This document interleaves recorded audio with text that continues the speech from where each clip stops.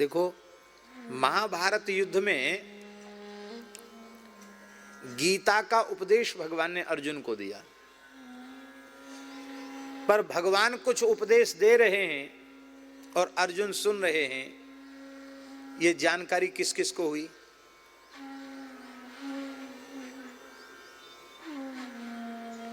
किस किस को जानकारी हुई? व्यास जी, सबसे पहले तो युधिष्ठिर को, भीमसेन को, सबको आ जाना चाहिए था। वहीं एक सत्संग पंडाल तैयार हो जाना चाहिए था। भाई गीता पर प्रवचन हो रहा है, भगवान बोल रहे हैं, कुछ नहीं, सब अपने अपने काम में लगे हैं और भगवान श्री कृष्ण अर्जुन को गीता का उपदेश कर रहे हैं।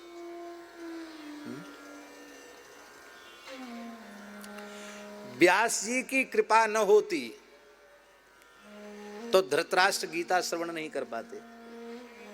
व्यास जी की कृपा न होती तो संजय गीता श्रवण न कर पाते, पर संजय सुन रहे हैं और सुना रहे हैं।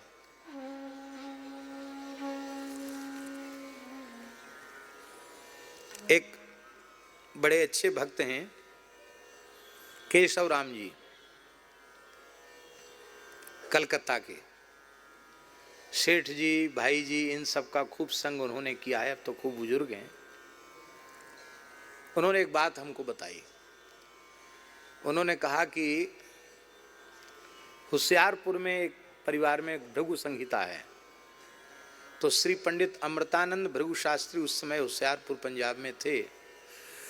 बोले उनके पास गए, उनके पास जाकर कुछ ज्योतिष संबंधी प्रश्न लेकर के गए थे। तो वहाँ गए तो एक बात पूछी उनसे। उन्होंने कहा कोई प्रश्न पूछो, ज्योतिष वाले पंडित जी ने। तो उन्होंने कहा कि श्रद्धेय स्वामी राम सुखदास जी के पूर्व जन्म के बारे में उन्होंने पूछा उनसे। और भृगु संहिता आप विश्वास करना चाहिए, आपको एक ऐसा ग्रंथ है कि सही सही यदि उसका जानकार कोई व्यक्ति मिल जाए तो पूर्व जन्म का भी बोध उससे हो जाता है। तो केशाराम जी के द्वारा बताई हुई बात हम आपको बता रहे हैं। उन पंडित जी ने कहा कि व्यास जी की कृपा से जिन संजय को दिव्य दृष्टि प्राप्त हुई थी, वही संजय गीता का पुनः व्याख्यान करने के लिए स्वामी राम सुखदास जी के रूप में आए। ऐसा भृगु संहिता वाले पंडित जी ने कहा। ये बात हमको केशवराम जी ने बताई। तो हमको सुनकर कोई अविश्वास भी नहीं हुआ और आश्चर्य भी नहीं हुआ कि संभव है, क्यों ना संभव है। क्योंकि जैसा गंभीर चिंतन और जैसी सूक्ष्म दृष्टि श्रद्धेय स्वामी जी को गीता जी के संबंध में प्राप्त थी, वो निश्चित बिना इस प्रकार की इस दिव्य विभूति, इस प्रकार की दिव्यता उनमें थी, तभी ये संभव था गीता में उनका जीवन। पर हम यहाँ जो बात कहना चाहते उसको ध्यान से सुने। हम ये कहना चाहते हैं कि भगवान ने अर्जुन को उपदेश दिया और व्यास जी की कृपा से धृतराष्ट्र और संजय को ज्ञान मिला और संजय ने धृतराष्ट्र को सुनाया। इतने ही लोग जान पाए गीता को, और ज्यादा लोग नहीं जान पाए। क्या भीष्म पितामह ने गीता का प्रवचन सुना था? पर भीष्म स्तुति के श्लोक में भीष्म पितामह गीता के उपदेश का स्मरण कर रहे हैं। आप सोचिए, इसका मतलब है उनके विशुद्ध अंतःकरण में संपूर्ण गीता का ज्ञान भी प्रकट हो गया। वे क्या कह रहे हैं, श्लोक श्रवण कीजिए, बहुत प्यारा श्लोक। व्यवहृत प्रतना मुखम निरीक्ष्य। हे भगवान, सत्य संकल्प परमात्मा की प्रतिज्ञा को मेटने की सामर्थ्य भला किस जीव में है? ब्रह्मादि देवता आपके संकल्प को नहीं मेट सकते।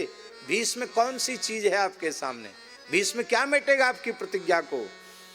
किंतु मैं इस रहस्य को उजागर करना चाहता था कि आप अपने भक्तों से कितना प्रेम करते हैं, आप में कितना अनुपम भक्त वात्सल्य है। आप अपने भक्तों की प्रतिज्ञा की रक्षा के लिए अपने प्रतिज्ञा का भी त्याग कर देते हैं। आपकी भक्त वत्सलता को प्रकट करने के लिए इस दासानुदास भीष्म ने यह दुस्साहस किया।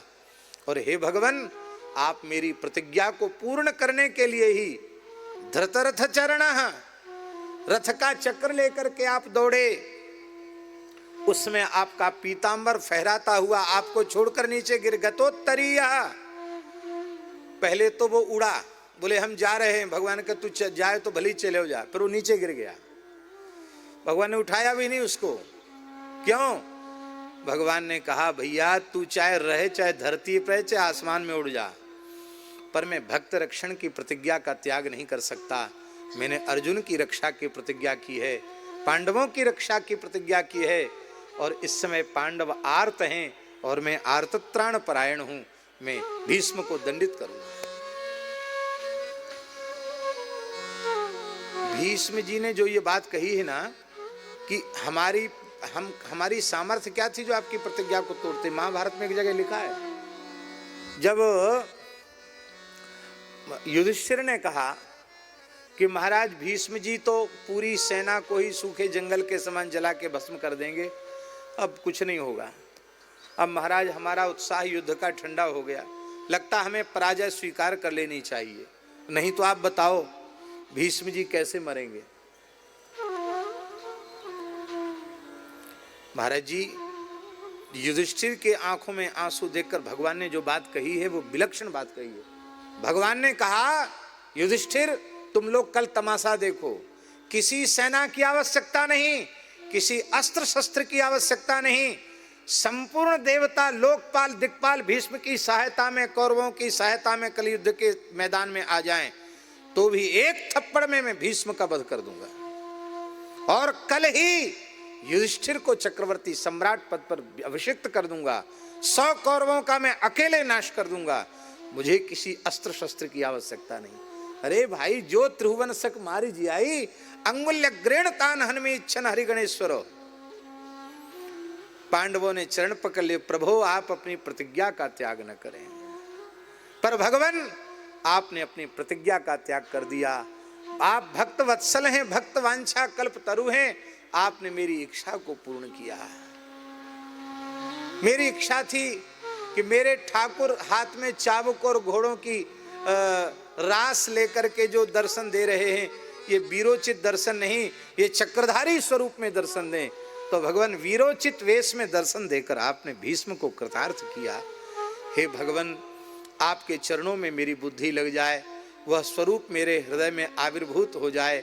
रास का भी स्मरण कर रहे हैं, भगवान की प्रथम पूजा का भी स्मरण कर रहे हैं, और स्मरण करते करते अंत में भगवान के स्वरूप में अपनी वृत्ति को लगाते हुए भीष्म जी मौन हो गए। और ऐसी मृत्यु इतिहास में किसी को आज तक मिली ही नहीं। रामावतार में धन्य जटायु समको नाही, और इस कृष्णावतार की लीला में भीष्म के जैसी मृत्यु भीष्म को ही प्राप्त भई है।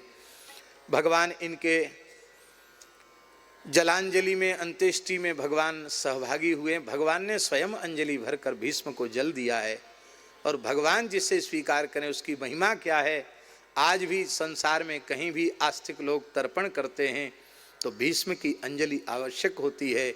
वैयाघ्र पदगोत्राय सांकृत्य प्रवराय च अपुत्राय ददाम्येतत् जलम भीष्माय वर्मणे। हम सब भी पितामह भीष्म को अपनी भावांजलि समर्पित करते हुए वाणी को विराम लेते हैं।